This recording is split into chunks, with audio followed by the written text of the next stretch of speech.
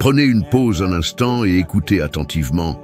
Ce que je m'apprête à vous dire pourrait sembler absurde, voire contradictoire, mais c'est l'absolue vérité. Tout ce que vous pensiez savoir sur la réussite est faux. Il ne s'agit pas de votre diplôme, ni de travailler dur et certainement pas de chance. J'ai découvert cela de la manière la plus douloureuse qui soit, quand je n'avais rien, pas d'argent, pas de direction, aucune estime de moi. Et pourtant, en quelques années seulement, je suis passé d'une faillite totale à des revenus annuels de plus d'1 million de dollars. Comment? En appliquant simplement quelque chose que moins d'1% des gens sur la planète ont le courage de mettre en pratique. Maintenant, répondez-moi à ceci. Et si tout ce qu'on vous a appris sur la manière de gagner de l'argent était un mensonge? Et s'il suffisait de changer une idée, une seule idée, pour transformer complètement votre destin? J'ai découvert quelque chose qui a complètement changé ma vie. Quelque chose de si simple et pourtant si puissant que presque personne ne le prend au sérieux. Tout a commencé par une idée, une seule idée. Ce n'était pas l'argent, ce n'était pas la chance, ce n'était pas quelqu'un qui m'ouvrait une porte. C'était une idée qui, une fois entrée dans mon esprit, a commencé à tout changer autour de moi. À l'époque, je n'avais rien. Pas de diplôme, pas d'expérience, et croyez-moi, je n'avais pas non plus d'estime de moi. Je nettoyais les sols de bureau pour 30 $ par mois. Oui, c'est bien ça, 30 $. Et je me souviens distinctement de l'odeur de ce sol, du bruit du seau cognant contre le mur. Tandis que je frottais, je pensais, est-ce que c'est ce que je vais faire pour le reste de ma vie? Je ne voyais aucune issue. Mais un jour, quelqu'un m'a donné un livre, Réfléchissez et devenez riche de Napoleon Hill. Et ce fut la graine. Je ne le savais pas alors. Mais ce livre était sur le point de reprogrammer complètement ma façon de penser. Le plus curieux, c'est que ce n'est pas la lecture en elle-même qui m'a transformé. C'était l'idée qu'elle véhiculait, le pouvoir de la pensée, la conviction que tout commence dans l'esprit. Cela m'a frappé comme un éclair. Pour la première fois, j'ai réalisé que ce n'était pas le monde qui me retenait. C'était ma propre façon de penser. Jusqu'à ce moment-là, je croyais que seules les personnes spéciales, celles avec de la chance ou une éducation privilégiée, pouvaient prospérer. Mais et si ce n'était pas le cas? Et si le véritable tournant d'une personne était simplement la capacité de croire en une idée et d'agir en conséquence avec foi? J'ai commencé à le tester. J'ai pris un morceau de papier et j'ai écrit un objectif. Rien d'extraordinaire. Je voulais juste me désendetter. C'est tout. Et vous savez ce qui s'est passé? En quelques mois seulement, les choses ont commencé à bouger d'une manière que je n'avais jamais vue auparavant. Des gens ont commencé à apparaître. Des opportunités que je n'aurais jamais remarquées ont commencé à émerger. J'ai été promu. Et après quelque temps, j'ai ouvert ma propre entreprise de nettoyage. La première année, j'ai gagné plus de 100 000 $. C'était à une époque où je savais à peine comment gérer un compte bancaire. Je n'étais pas plus intelligent. Je n'avais pas étudié l'administration des affaires. J'étais simplement aligné avec la fréquence de la bonne idée. Maintenant, pensez à vous. Combien de fois avez-vous eu une idée incroyable et abandonnée avant même de commencer?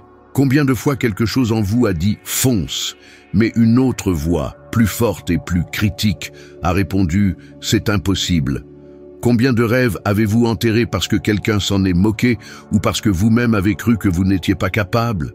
La vérité est qu'il n'y a pas de pénurie d'opportunités, il y a une pénurie de décisions. Ce n'est pas un manque d'argent qui vous arrête, c'est un manque d'engagement envers une idée. Une idée est comme une graine. Si vous la plantez et l'arrosez chaque jour avec foi et action, elle grandit. Mais si vous la laissez se dessécher, elle meurt. Et vous savez ce qui est le plus tragique? La plupart des gens ne laissent jamais leurs idées quitter la planche à dessin. Les statistiques montrent que plus de 70% des gens ont le désir de commencer quelque chose de nouveau. Une entreprise, un livre, un projet. Mais moins de 10% commencent réellement. Et de cela, moins de 2% persistent jusqu'à la fin. Savez-vous ce qui sépare ces 2% des autres? Ce n'est pas la chance, c'est la concentration. C'est la capacité de maintenir l'idée vivante même quand rien ne semble se passer. J'ai appris cela quand j'étais complètement seul, un balai à la main et le cœur rempli de peur. J'ai décidé que si c'était la seule opportunité que j'avais, je la transformerais en or. Et c'est exactement ce qui s'est passé. Non pas parce que j'étais différent, mais parce que je n'ai pas laissé l'idée mourir. Écoutez, le monde est rempli de gens intelligents et talentueux qui n'arrivent jamais à rien. Pourquoi? Parce qu'ils abandonnent leurs idées à mi-chemin. L'esprit est paresseux. Il veut le confort, il veut la sécurité. Et la sécurité est la plus grande des illusions. La vraie sécurité vient lorsque vous apprenez à faire confiance à votre propre capacité à créer. Et créer demande du courage. Le courage de croire en quelque chose que personne d'autre ne voit. Le courage de continuer quand tout semble aller contre vous. Le courage de persévérer quand personne ne croit en vous. Je n'avais aucune preuve que cela fonctionnerait. J'avais juste une idée et la décision de ne pas faire marche arrière. Maintenant, je veux que vous pensiez à quelque chose.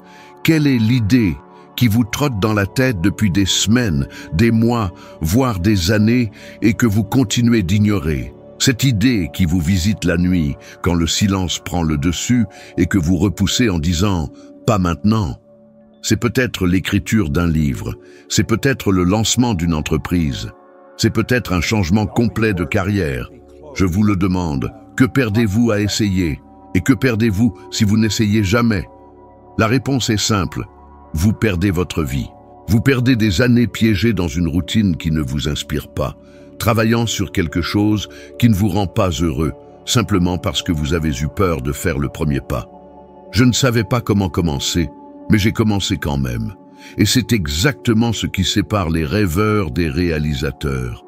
La plupart des gens attendent que la confiance apparaisse avant d'agir, mais la confiance est le résultat de l'action, pas la cause. Vous ne vous sentirez pas prêt avant de commencer. Vous vous sentirez prêt après avoir commencé. J'en suis la preuve vivante. Quand j'ai ouvert mon entreprise, je n'avais aucune idée de la façon de gérer une affaire. J'ai agi par instinct. J'ai fait de nombreuses erreurs.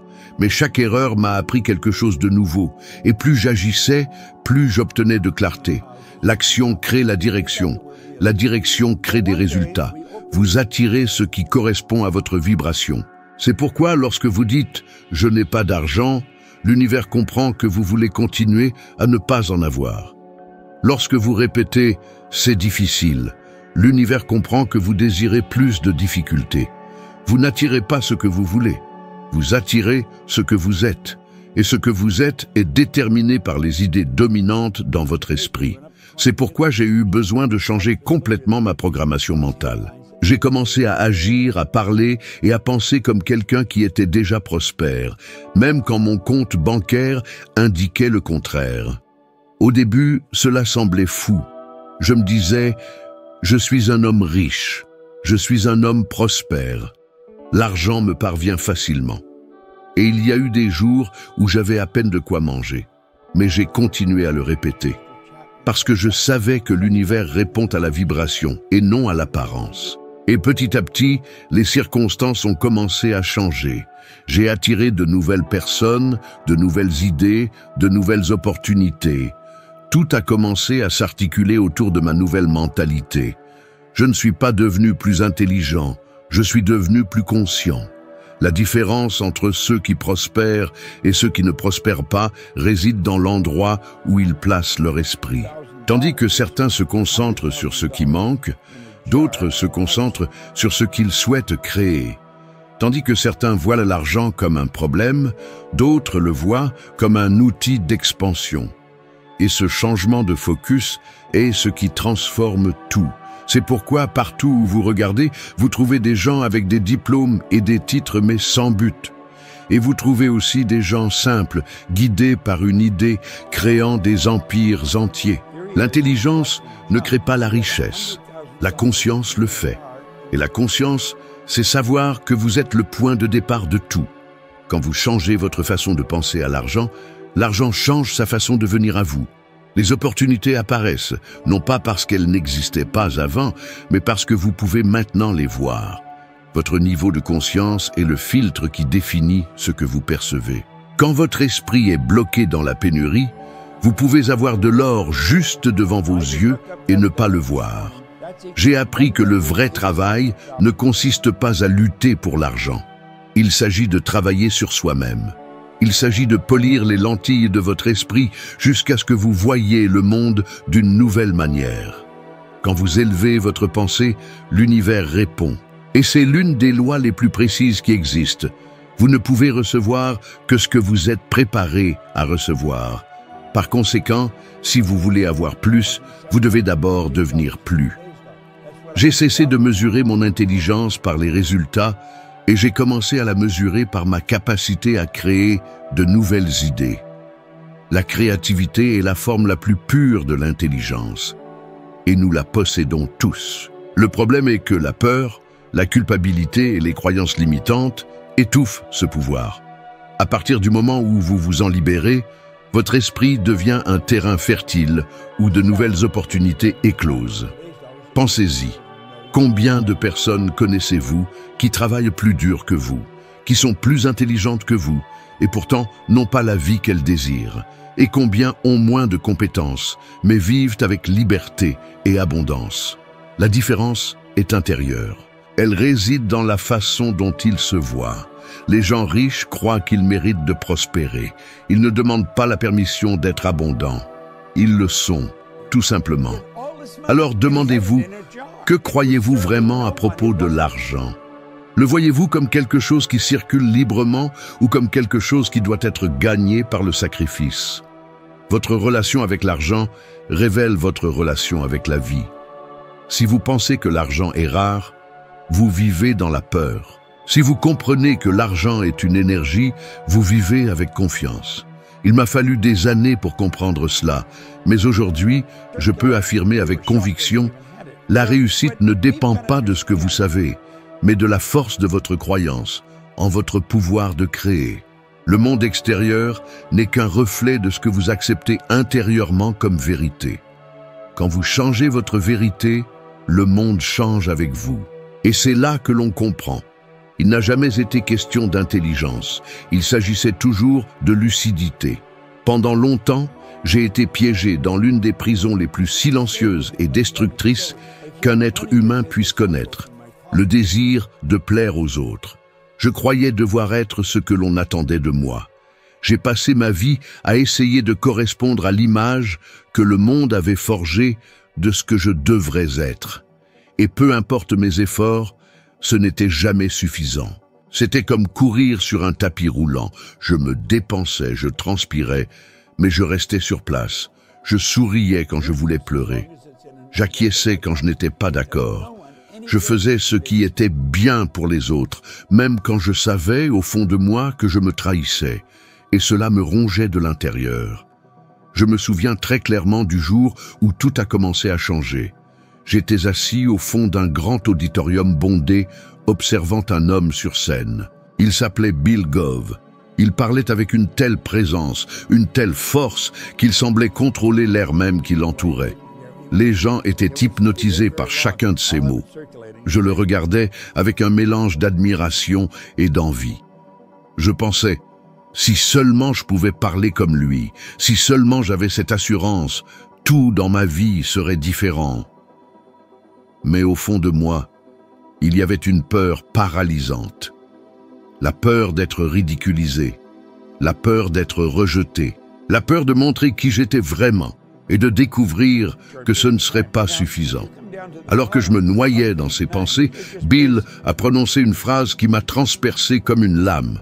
« Si tu veux être libre, tu dois être toi-même. » À cet instant précis, le temps s'est comme arrêté. J'ai réalisé que je n'avais jamais vraiment été moi-même. J'étais la somme des attentes des autres, ce que ma famille voulait, ce que la société approuvait, ce que je pensais que les gens s'attendaient à voir. Et à ce moment exact, j'ai compris. Je n'étais pas libre. J'existais simplement. La plupart des gens vivent exactement ainsi, piégés dans une prison invisible. Ils ont des rêves, des talents, des idées, mais ils les enferment à double tour, par peur du jugement. Combien de fois avez-vous voulu essayer quelque chose de nouveau, mais avez-vous abandonné simplement parce que quelqu'un aurait pu rire? Combien d'opportunités avez-vous laissé filer parce que quelqu'un vous a dit que c'était trop pour vous? Et pire encore, combien de fois vous êtes-vous rabaissé pour tenir dans de petits espaces, dans des relations étouffantes, dans des emplois qui broient l'âme, juste pour être accepté? Être accepté est l'un des besoins les plus puissants de l'humanité. Dès l'enfance, nous sommes conditionnés à rechercher l'approbation.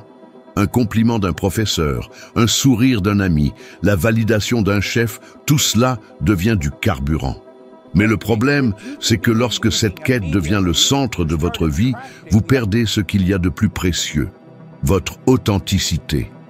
Et le prix à payer pour cela est incroyablement élevé. Car plaire aux autres peut vous apporter un confort momentané, mais vivre une vie qui n'est pas la vôtre est une mort lente. Pendant des années, j'ai porté cette prison en moi. Je ne voulais pas attirer l'attention, je ne voulais pas faire d'erreur, je ne voulais pas être jugé. Mais en essayant d'être tout pour tout le monde, j'ai fini par n'être rien pour moi-même. Je me souviens d'une nuit en particulier, en rentrant chez moi, complètement épuisé. Je me suis regardé dans le miroir et j'ai réalisé que je ne reconnaissais plus la personne qui me fixait. Je voyais un visage fatigué, vide, avec des yeux pleins de peur. C'est à ce moment-là que j'ai décidé, je ne vivrai plus pour plaire à quiconque. Je découvrirai qui je suis. Et si cela dérange les gens, alors qu'ils soient dérangés. Cette décision a tout changé. Mais ce ne fut pas facile. Quand on décide d'être soi-même, le monde réagit. Les gens qui vous applaudissaient autrefois commencent à s'éloigner. D'autres vous critiquent, vous jugent, vous traitent d'arrogants, de rêveurs, de déconnectés de la réalité. J'ai vécu cela. Des amis sont partis, des membres de ma famille m'ont traité de fou, des collègues m'ont évité. Mais savez-vous ce qui est pire que d'être critiqué? Continuer à vivre un mensonge. Être authentique demande du courage. Le courage de dire non quand tout le monde s'attend à ce que vous disiez oui. Le courage de se lever quand le monde veut vous voir vous agenouiller. Le courage d'être imparfait, de montrer vos défauts, de ne pas faire semblant d'être ce que vous n'êtes pas. Et ce courage vient d'un endroit très spécifique, la connaissance de soi. Quand vous commencez à vous comprendre, à vous écouter vraiment, quelque chose change. Vous cessez de vous soucier autant de ce que les autres pensent, car vous comprenez enfin votre valeur. J'ai commencé à me libérer de l'intérieur. Je n'avais pas besoin de me rebeller contre le monde. J'avais juste besoin d'arrêter de me battre contre moi-même. J'ai commencé petit, en disant ce que je pensais vraiment, même si ma voix tremblait. En prenant des décisions en accord avec ce que je voulais et non avec ce que les autres attendaient. Et savez-vous ce qui est arrivé? La vie a commencé à répondre. Les bonnes opportunités ont commencé à apparaître. Des personnes sincères ont commencé à se rapprocher. Tout a commencé à s'aligner, comme si l'univers n'avait attendu que moi pour que je m'aligne avec moi-même. Mais avant que tout cela ne puisse arriver, j'ai dû affronter la peur du rejet. C'est peut-être la peur la plus profonde qui existe. La peur de ne pas être aimé. La peur de ne pas appartenir. C'est cette peur qui fait mourir tant de talents en silence, qui pousse des gens brillants à se cacher dans de petites vies. J'ai dû comprendre que le rejet n'est pas la fin du monde. C'est juste la preuve que je suis sur le chemin de l'authenticité. Et chaque fois que quelqu'un s'éloignait, je me rappelais le rejet est la libération de ceux qui ne sont pas prêts pour ma vérité. J'ai aussi réalisé quelque chose d'essentiel. Quand on vit pour plaire, on ne plaît jamais vraiment. Parce que les normes changent, les opinions évoluent, et votre effort n'est jamais suffisant. Mais quand vous êtes vraiment vous-même, le monde s'ajuste. Les bonnes personnes restent, les mauvaises s'en vont. Et c'est une bénédiction déguisée. Je me souviens de la première fois où je suis monté sur scène pour parler. J'étais terrifié. Mes mains transpiraient, ma voix tremblait et tout en moi hurlait d'abandonner. Mais je n'ai pas abandonné. J'ai continué. Et au moment où j'ai commencé à parler, j'ai réalisé quelque chose. Je n'avais pas besoin d'être parfait, j'avais juste besoin d'être vrai.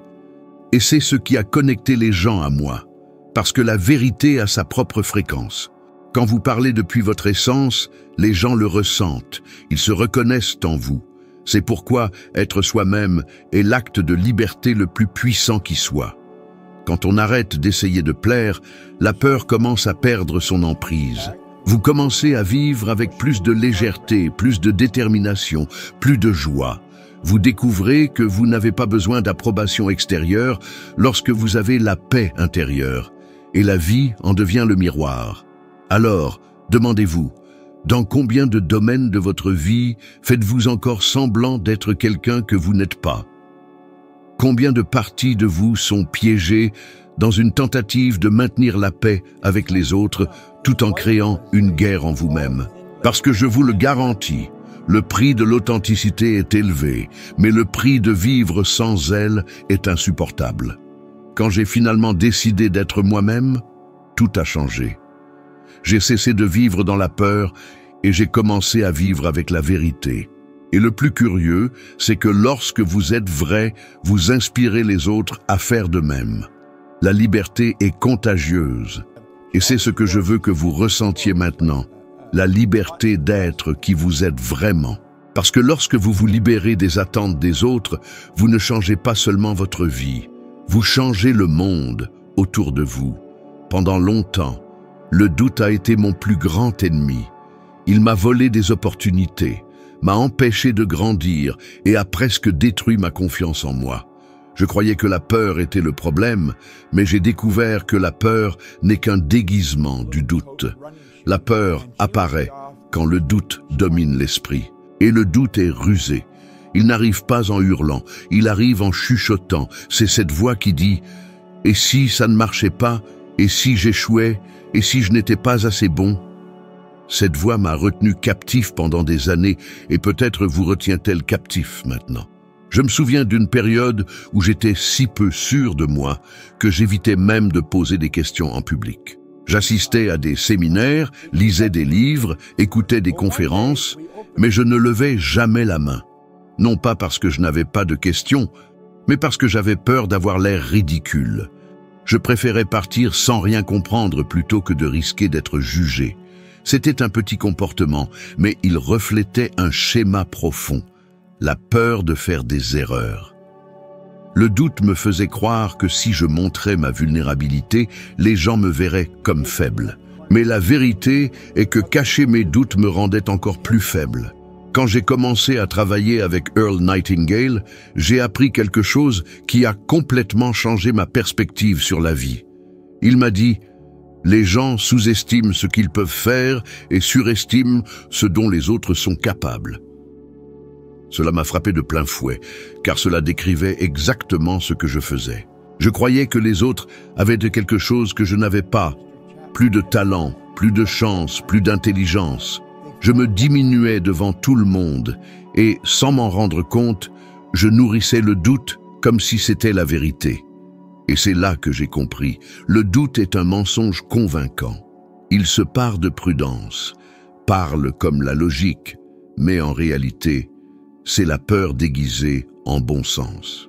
Pendant longtemps, j'ai hésité à lancer ma première entreprise. Je pensais, et si j'échoue, et si je perds tout? J'ai failli abandonner avant même d'essayer. Mais un jour est venu où j'ai décidé d'agir, même avec la peur. Je ne connaissais rien au marché du nettoyage. Je n'avais aucune expérience, aucun plan d'affaires. Mais j'ai décidé de faire un pas. Et à cet instant, quelque chose a changé en moi. Chaque erreur que je commettais ne m'abattait pas. Elle me renforçait, parce que chaque erreur tuait une part de doute. J'ai réalisé que ce qui détruit le doute n'est pas le succès, c'est l'action. Et c'est ce qui m'a fait comprendre la différence entre ceux qui prospèrent et ceux qui restent piégés dans la médiocrité. Ceux qui prospèrent ressentent la peur, mais ils agissent quand même. Ils n'attendent pas la confiance pour commencer, ils commencent pour acquérir de la confiance. Le doute ne disparaît pas avec le temps, il disparaît avec le mouvement. Lorsque vous agissez, même en tremblant, même sans garantie, l'univers commence à répondre. Vous réalisez que vous n'attendiez pas le courage, vous attendiez la permission. Mais la seule permission dont vous avez besoin est la vôtre. Je veux que vous pensiez à combien d'opportunités vous avez laissé échapper ces derniers mois, tout cela à cause du doute. Cette idée qui semblait géniale, mais que vous avez repoussée. cette conversation importante que vous avez évitée, ce rêve que vous avez mis en veille parce que ce n'était pas encore le bon moment. Combien de fois avez-vous rationalisé la peur avec des excuses bien ficelées? Je n'ai pas encore le temps. Je dois mieux me préparer. J'attendrai que les choses se calment. Savez-vous ce que toutes ces phrases ont en commun? Ce sont toutes des manières polies de dire « je doute de moi ». Le doute est un voleur. Il ne vous dérobe pas votre argent ni vos opportunités. Il vous vole votre énergie vitale. Car lorsque vous doutez, vous vivez divisé. Une partie veut avancer, l'autre veut se protéger. Une partie rêve, l'autre a peur. Et ce conflit interne épuise toute la force créative en vous. C'est comme essayer de conduire avec un pied sur l'accélérateur et l'autre sur le frein en même temps. Vous vous épuisez, mais vous n'allez nulle part. Je me souviens clairement d'une nuit où je suis éveillé tard, à me demander si je devais ou non continuer mon entreprise. J'étais fatigué, endetté, et le doute me dévorait. J'ai failli abandonner. Mais j'ai décidé d'une chose, je ne prendrai plus de décisions basées sur la peur. Je déciderai en me basant sur la foi, non pas la foi religieuse, mais la foi en ma propre capacité à créer. Et c'est ce qui a tout changé. La foi est l'opposé du doute. Et le plus curieux est que les deux sont un choix. Vous pouvez choisir de croire à l'échec, ou vous pouvez choisir de croire au succès. L'énergie que vous y mettez est la même, seul le résultat change. Les gens me demandent « Comment puis-je arrêter de douter de moi ?» Et je réponds toujours « Vous n'arrêtez pas, vous agissez malgré le doute. » Parce que le doute ne disparaît jamais complètement. Il est là pour tester à quel point vous désirez quelque chose. Et chaque fois que vous agissez, il perd un peu de sa force. C'est comme une ombre, elle semble énorme dans l'obscurité, mais elle disparaît à la lumière de l'action. Je veux vous proposer quelque chose qui peut changer le cours de votre vie. Choisissez une chose que vous avez repoussée à cause de la peur, n'importe quoi. Une conversation, une décision, une idée, et décidez d'agir dans les 7 prochains jours. Faites-le même si la peur vous accompagne. Le premier jour, vous ressentirez un inconfort. Le deuxième, vous ressentirez de la résistance. Mais si vous persistez, quelque chose de puissant se produira. Le doute commencera à s'affaiblir. Et quand il s'affaiblit, la confiance grandit. Vous réaliserez que le doute n'a jamais eu de pouvoir réel. Le pouvoir a toujours été en vous. Il ne vous contrôlait que parce que vous y croyiez. Et lorsque vous changez cette croyance, le jeu change. Votre énergie change. Votre attitude change. Les gens commencent à vous voir différemment parce que vous commencez à vous voir différemment. J'ai vu des personnes brillantes tout perdre parce qu'elles ont laissé le doute prendre le volant. Et j'ai vu des gens ordinaires accomplir l'impossible, simplement parce qu'ils ont décidé d'agir, même sans savoir comment. Le monde ne récompense pas les plus préparés, il récompense ceux qui décident avec courage. Aujourd'hui, en y repensant, je vois clairement que chaque fois que j'ai douté, je perdais du temps. Et chaque fois que j'ai agi, même avec la peur, la vie me récompensait. Parce que le doute paralyse, mais l'action libère. Le doute est la voie de la stagnation. L'action est le cri de l'évolution. Vous n'avez pas besoin d'attendre de vous sentir prêt. Il vous suffit de commencer. L'esprit humain est un champ fertile, mais il ne porte ses fruits que lorsque vous y plantez l'action. Lorsque vous répétez le doute, il prend racine. Mais lorsque vous plantez le mouvement, la peur est étouffée. Et c'est une loi universelle. Alors, s'il y a quelque chose que vous désirez profondément, quelque chose que la peur a essayé d'éteindre, agissez maintenant.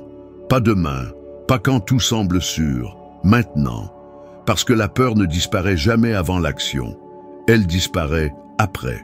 Et quand cela arrive, vous regarderez en arrière et réaliserez que ce qui vous retenait n'était pas le doute, c'était l'illusion que vous aviez besoin de garantie. La vie n'a pas été faite pour ceux qui attendent des certitudes. Elle a été faite pour ceux qui décident de créer leur propre chemin, pas à pas, même lorsque le brouillard couvre l'horizon. Et l'ironie est que lorsque vous faites le premier pas, le sol apparaît. Toujours. Le doute est la force qui paralyse, mais l'action est le pouvoir qui libère. Le point le plus important que vous devez retenir est simple et profond. La confiance ne précède pas l'action, elle en est. Chaque pas que vous faites, même en tremblant, même sans connaître l'issue, construit votre foi en vous-même. C'est ainsi que vous conquérez la peur. C'est ainsi que vous changez votre vie. N'attendez pas que le courage apparaisse pour commencer. Commencez, et le courage viendra. Parce que lorsque vous agissez, l'univers comprend le message. Vous êtes prêt. Et c'est à cet instant que les portes commencent à s'ouvrir. Maintenant, continuez avec moi.